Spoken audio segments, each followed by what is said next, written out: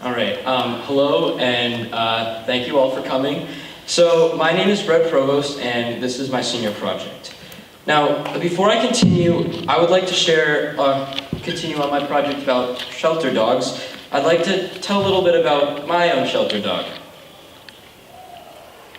This is Ginger. Ginger is a rescue dog, and she was a puppy. She was found abandoned on the side of train tracks in Tennessee.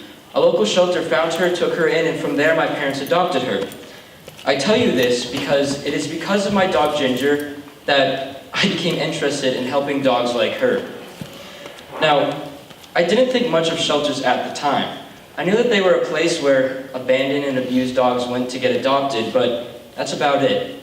However, my time volunteering at the SPCA has shown me that volunteers and trained professionals that work at the SPCA try so hard to make sure these dogs get adopted. Now, before I continue, I believe it is important to realize how much of a problem dog abuse is in the United States. So this is a statistic from the Humane Society of the United States. So out of 1,423 animal abuse cases in 2015 in the US, 70.1% involved dogs. Now, mind you, this is all reported cases. There were still many, many more that went unreported. So when I say dog abuse, I'm more than positive a lot of you get in your mind the pictures of the ASPCA commercials of the dogs that look like they're about to die, quite frankly. What if I told you that it's more than just physical? It's mental abuse as well. According to Psychology Today, if forced to pick, researchers believe that dogs would actually choose physical abuse over mental. Now, veterinarian Frank McMillan wanted to test this hypothesis. So in his experiment, he chose a mother dog and her pups and put them on two opposite sides of a hot plate. Now, the mother was faced with a dilemma. She could, one, spend a couple minutes in excruciating pain getting her pups, or two, face the mental devastation of losing her babies. And guess what? She chose the physical pain. This experiment supported the hypothesis that dogs would actually choose physical abuse over mental. However, there is a silver lining to this problem. People are seeing this, and organizations are seeing this, and they're fighting back. Now, in 2014, animal cruelty laws now included felony provisions in all 50 states.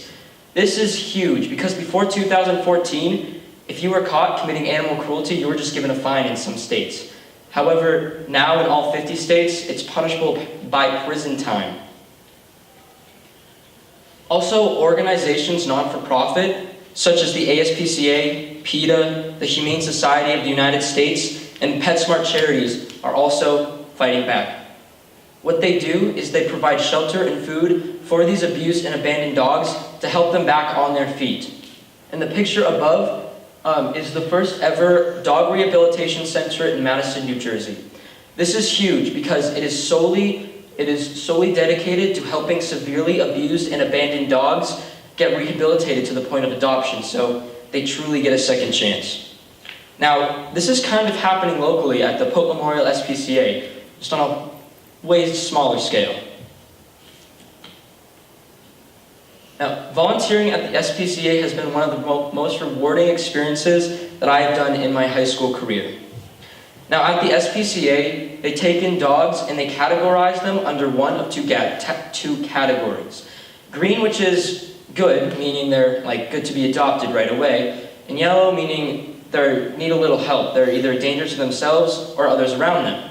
So my original plan was to work with one of these yellow dogs specifically throughout the summer and at the end in hopes to get it adopted. However, because of communication errors between myself and the SPCA, I was not qualified enough to work with these yellow dogs. I was upset at first, but then I realized every dog that comes into the SPCA needs help. They're either abandoned, they're stray dogs, or they're dogs from broken homes whose family just can't afford to keep them anymore. So through my time volunteering at the SPCA, I finally got to realize just how hardworking these volunteers and how hardworking these trained professionals work to truly get these dogs adopted. Now mind you, volunteering was no easy task. Every dog needed at least a 15-minute walk. After this, we trained them. Trained them how to sit, trained them how to stay, you know, normal dog stuff. After the training, we did the training using positive reinforcement. This meant we rewarded the dog when they did something right, rather than punishing them when they didn't. They've been through enough. Finally, but most importantly, we socialized with the dogs. We didn't want them to forget that human interaction can actually be a good thing. So in the slide above are just 7 of the 17 green dogs that I worked with throughout the summer. And I'm happy to say that all 17 green dogs that I worked with are now adopted and into loving homes. Now, I want to elaborate on one dog in particular. This dog, his name is Moose. Now, Moose is literally one of the laziest dogs I've ever met. And yeah, he would only go on walks if you had a treat in your hand and you literally had to just pull the leash and, like, it was bad. So the sad part about this was, because he was so lazy and because he was old with health problems, the SPCA didn't think that he would be adopted right away, and they were actually creating a long-term kennel for him. However, 3 days within him being admitted into the SPCA and volunteers working with him and these trained professionals working with him, he was adopted into a home.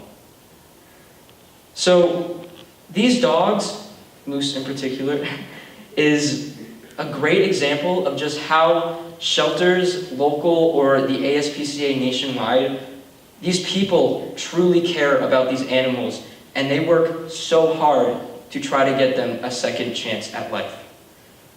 I would like to thank my mentor, Sarah Evans, for helping me with any question I had. I'd like to thank my teacher, Mrs. Dustin, for answering questions in the summer, even though she's probably had better things to do. And I'd like to thank the Pope Memorial SPCA for helping me with my senior project. Thank you.